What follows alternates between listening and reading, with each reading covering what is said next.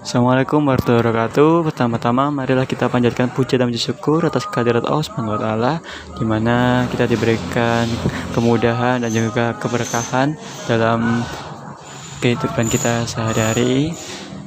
Salawat serta salam tetap tercurahkan kepada junjungan kita, yaitu Nabi Muhammad SAW, di mana telah mengantar kita dari jalan kegelapan menuju jalan yang terang benderang, yakni Adinul Islam. Nah, kali ini saya akan menjelaskan sejarah Islam di Indonesia, mulai dari Kerajaan Samudra Pasai, Kerajaan Demak, dan juga Kerajaan Mataram Islam.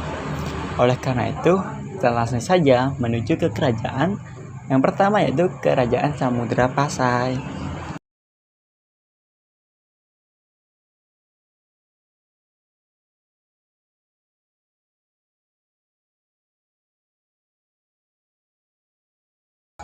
Nah, Kerajaan Samudra Pasai merupakan kerajaan Islam pertama di Sumatera yang terletak di pesisir Laut Aceh. Islam sudah berkembang di sana sejak awal abad ke-13, didukung oleh berita Cina dan pendapat Ibnu Battuta yang mengunjungi Samudra Pasai pada pertengahan abad ke-14 yang bertepatan pada tahun 746 atau 1345 Masehi. Pemimpin Kerajaan Samudra Pasai yang memeluk agama Islam adalah Sultan Malik Al-Saleh yang merupakan putra Batak Gayo, mantan prajurit Kesultanan Dayak Pasai. Nama asli beliau yaitu Meurah Silu, di mana beliau masih belum menganut agama Islam. Dan ketika sudah menganut agama Islam, beliau mengubah namanya menjadi Sultan Malik Al-Saleh, di mana beliau merupakan raja pertama yang memeluk agama Islam dalam Kerajaan Samudra Pasai. Nah, salah satu bukti bahwa Kerajaan Samudra Pasai berkontribusi dalam penyebaran agama Islam yaitu ditandai dengan Kerajaan Samudra Pasai banyak mengirimkan para ulama serta mubalek untuk menyebarkan agama Islam ke pulau-pulau Jawa. Samudra Pasai ketika itu merupakan pusat studi agama Islam dan tempat berkumpul para ulama-ulama dari berbagai negeri Islam untuk berdiskusi berbagai masalah tentang keagamaan dan keduniaan. Kehidupan masyarakat Samudra Pasai diwarnai oleh agama dan kebudayaan Islam selama abad 13 sampai awal abad 16. Pada masa kejayaan Kerajaan Samudra Pasai dipimpin oleh Sultan Mahmud Malik Az-Zahir. Nah, Sultan Mahmud Malik Az-Zahir adalah raja ketiga Samudra Pasai yang memerintah dari tahun 1326 sampai 1345.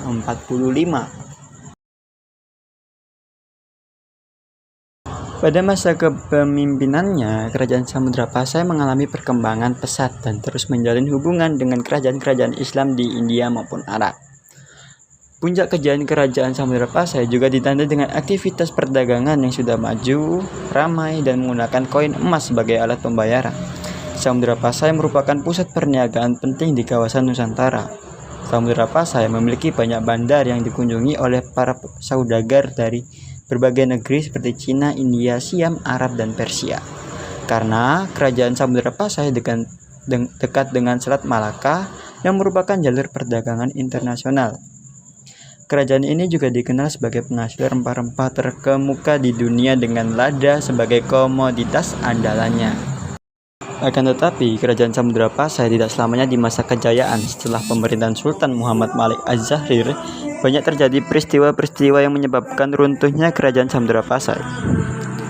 Portugis menyerang kerajaan ini karena iri dengan kemajuan dagang mereka yang begitu pesat. Angkatan perang Portugis yang lebih kuat akhirnya mereka berhasil menaklukkan Kerajaan Samudra Pasai.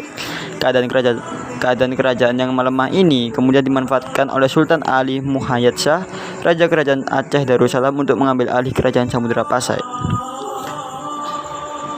Nah, setelah itu kita lanjut saja ke Kerajaan Demak. Kerajaan Demak secara geografis terletak di Jawa Tengah dengan pusat pemerintahnya di daerah Bintoro di muara sungai yang dikelilingi oleh daerah rawa dan luas di perairan Laut Muria. Berdirinya Kerajaan Demak sendiri tidak bisa lepas dari sejarah Kerajaan Majapahit yang berkuasa di Pulau Jawa. Sekitar akhir abad ke-15 mulai mengalami masa-masa keruntuhannya. Pada masa itulah secara praktis wilayah-wilayah kekuasaannya mulai memisahkan diri dari Majapahit. Wilayah-wilayah yang terbagi menjadi kadipaten-kadipaten tersebut kemudian saling serang dan saling mengeklaim sebagai pewaris tahta Majapahit.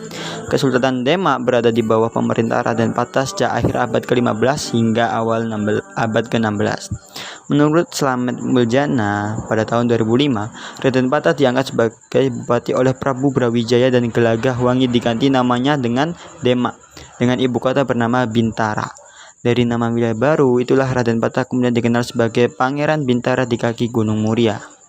Raden Patah kemudian mengumpulkan para pengikutnya, baik dari masyarakat Jawa maupun Cina, untuk melakukan perlawanan terhadap Kerajaan Majapahit. Dalam perlawanan itu, Raden Patah juga mendapatkan bantuan dari beberapa daerah lain di Jawa yang sudah memeluk agama Islam, seperti Jepara, Tuban, dan Gresik. Setelah berhasil mengalahkan Majapahit, Raden Patah pun kemudian mendirikan Kerajaan Islam Demak. Demak mengalami masa kejayaan. Untuk menjadikan Demak sebagai salah satu pusat penyebaran agama Islam, Sultan Trenggana membantu penyiaran agama Islam dalam pendirian Kerajaan Banjar di Kalimantan Selatan.